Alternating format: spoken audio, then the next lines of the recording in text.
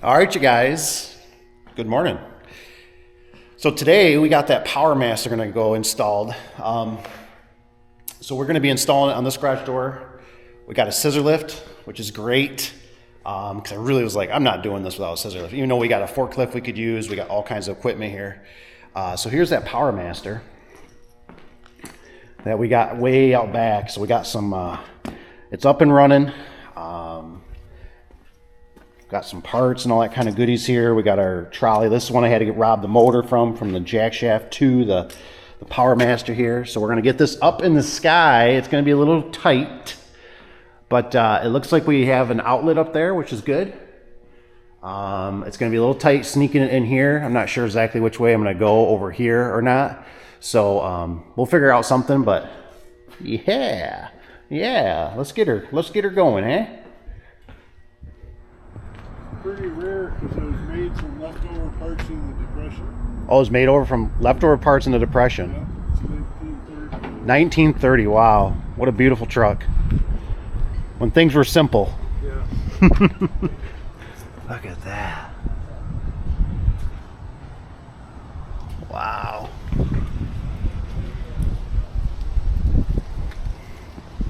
Wow. This is the neighbor from where we're working today.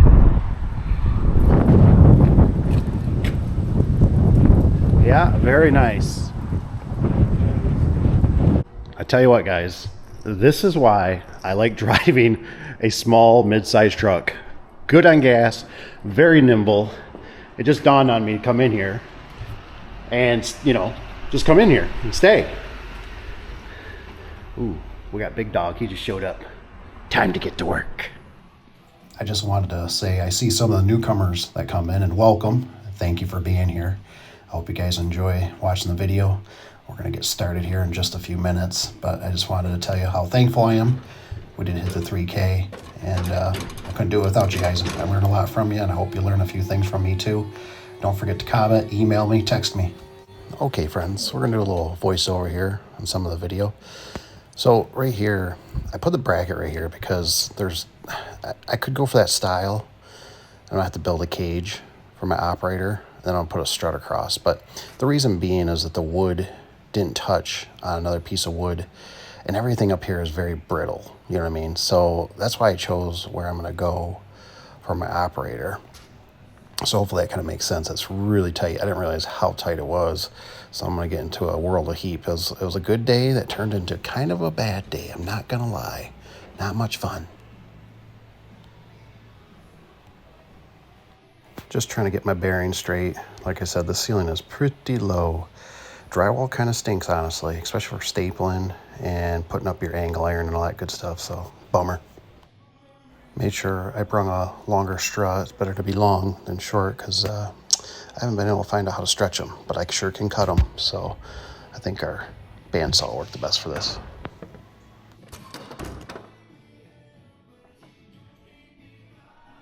So I kind of put the wagon before the horse here. Somebody's been else has been up here, with these screws. Obviously I'm putting the strut on. I'm just showing where I stagger them sometimes, because there's holes in the middle. Sometimes you'll hit holes in those center styles, so I just stagger them like that. But yeah, I kind of messed up a little bit because this is going to get interesting as we go, because our door is going to hit. Our door's going to hit our opener, so we're going to have troubles. So I'm not a fan of making cages. There's nothing wrong with them, and they're really not that hard. They're just kind of inconvenient, making the metal cage for your operator, making the support look like I had commercial angle iron. So I do like to, I'm kind of funny about my screws when I screw into center stiles over the sheet metal. You guys let me know. So what I like to do is I almost like to use the small self-tappers to first punch the hole. That's the longer ones is what I call those. That's this, normal side. But I like using pointies, right? So sometimes you can use the pointies to burn through, but this steel is a little bit thick. So I'm gonna take a self-tapper, burn the hole, and then I'll probably use a pointy to dig into it. Because for some reason, those pointies really just dig hard, on those, and they don't seem to strip out. So this place is wonderful. Bathroom, sink. It's even got a shower around the corner. So, a crapper. Life don't get much better than this, boys.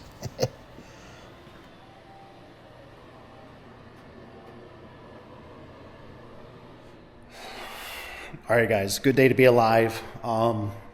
So here, I got a minute. So the customer, luckily, is running to the store. I found out that I need 5-inch long legs. I don't have my long ones with me. I'm surprised. I normally carry long legs. That's why you should carry long legs too, right? And what I mean by legs is I'm talking about the screws, right? That go up in the ceiling. These guys, right? The little wood screws. So the problem is the ceiling's actually bowing. It's sagging, right? All the drywall seems like it's sagged down over the years. So my meat is like 3 inches up in the ceiling. So it's kind of a pain. Just stuff I always like to explain. One of those things, right? Another variable. Not the end of the world. That's just life. So that, and the fact that I'm doing a longer rail up here, I didn't account for it. Now, this could be technically my problem, which it is. It is. I didn't account for a longer whip. So luckily there's one here. It looks like it needs to be retired. It's not OSHA approved anymore. So this guy can be the whip, because obviously this guy is not long enough. Now, I don't know if anybody knows or not. I was going to do it. I was going to be the guinea pig. I was actually going to try the Genie photo eyes with the PowerMaster. But the situation, you know how like it's always good to have ammunition? Here's the Genie ones, right? They got the screws in the back. I was worried about corrosion. But these are the things, right? I like to have ammunition, so I brought a bunch of photo eyes, and then these things kind of talk to me, right? These brackets are already set up. These were used ones. And what I like about it is I like how they're kicked. They're actually twisted sideways than normal.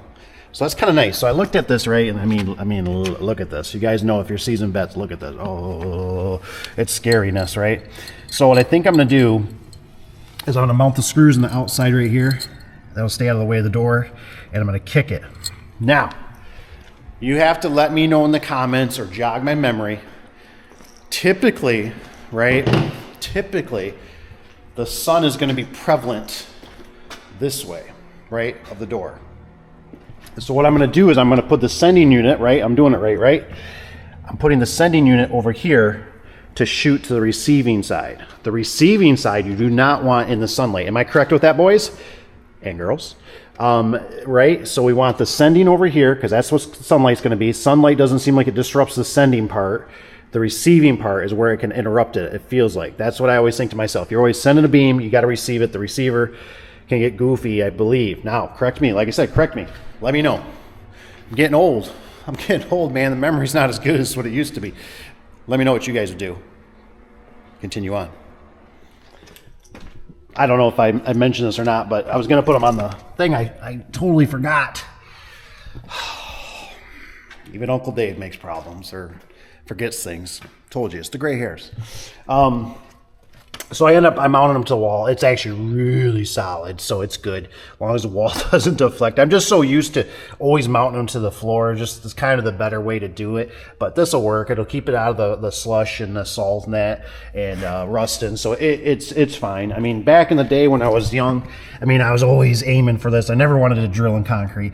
But today, I had no choice. So they're getting mounted on the wall. They'll work good. I flipped them. So one's doing, that's the sending, which could potentially be in the sunlight. And this side's the receiving. So hopefully I got that right. You guys let me know what your thoughts are on it. Everybody's got kind of different opinions on it, but I'd like to hear it. All right, keep on moving on. One thing I forgot to mention, have you guys ever had problems? You can't use this thin wire. I've had problems with thin wire. I mean, you can use what comes out on these commercial. I've had them fail. So basically we always use, I believe this is an 18 gauge wire. This is going to be a 4 conductor. I just strung it out for the wall button. I think it's 18.4 is for this one, this West Penn. Come on these rolls, we buy 500 or 1,000. 500 seems to work better for the trucks. And then here's the 2. This will be for the photo eyes. This one's for the wall buttons because you need 4 wires. And this one, I don't see here it is. What is this one? Oh, it's a 22 it looks like, so it might be a little smaller.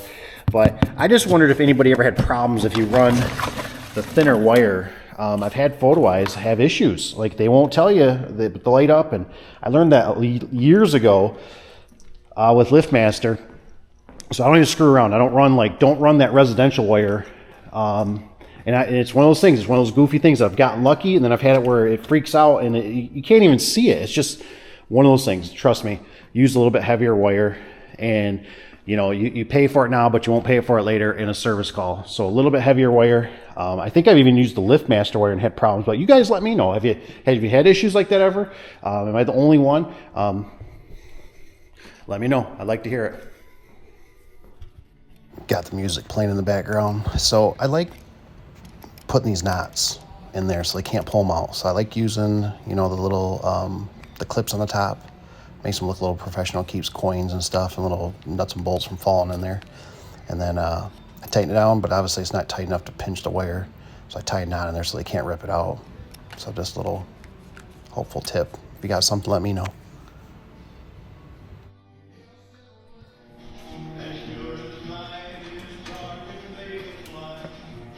Another thing is I've used conduit, send it up 4 feet, 5 feet, whatever. That always looks nice too, but not for this job. This job's called cheap and dirty. Another thing is keep yourself enough wire. I can't tell you how many times I've had to splice this over the years, so it's a few bucks, but just leave it long. You can't stretch them. Like I said, just leave it long. You cut it off the extra, and you go from there. I'm so glad we got this scissor lift. I really thought we could do it off ladders to save the customer money, but this thing is rocking it. There's things you forget about, wires and whatnot, so it's a lifesaver. So I get mixed reviews from some of you guys. Some of you guys like wire nuts. I prefer the gel connectors as much as possible. Up in Michigan with corrosion and salt and everything. These red ones are actually just a hair smaller than these orange ones. So if you never tried them, the orange ones are just a hair bigger. Sometimes I have to strip them and manipulate them a little bit, but I still like my gel connectors. I've had wire nuts actually break the tips off, and you don't know it, and it's a callback. Not to say these can't be either. So if you got something else or you can recommend something, email me, shoot me a comment, text me, let me know.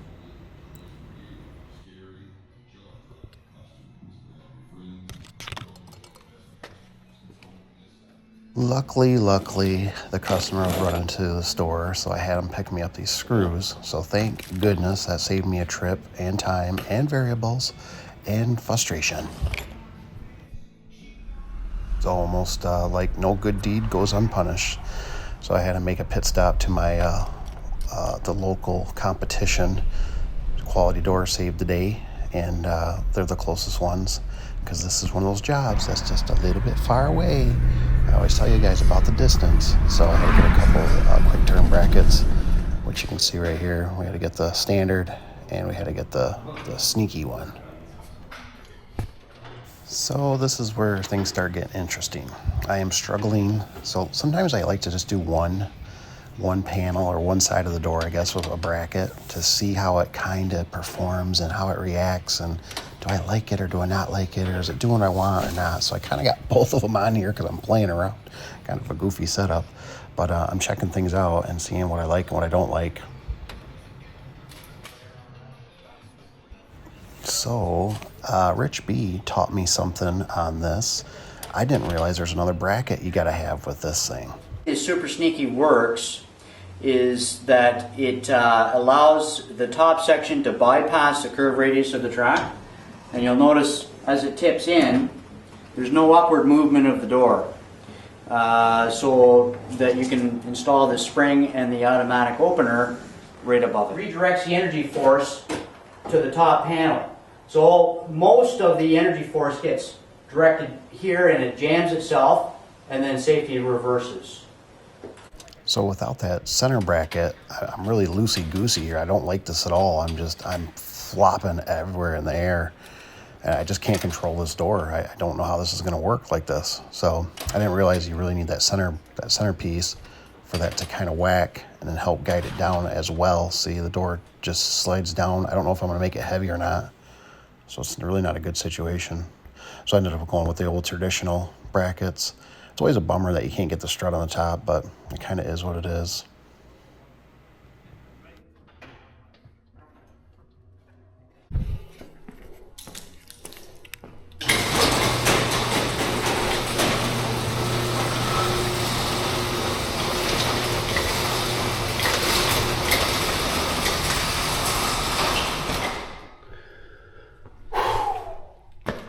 Uncle Dave's tired. So this is where we're at. I gotta catch up with Papa Tony. We got a short somewhere. It could be in these. We got a short somewhere. So what I did, we got the low headroom brackets on there, which you can't really see, but I can bring you up probably.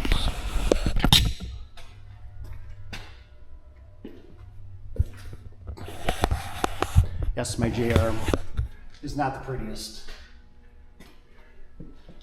Built a cage for it. I'd love to hear you guys' comments. You guys can always give me some comments. I'm always up for it. Right now, it's, I don't know what time it is. It's late. It's about 6:13. I got those on there.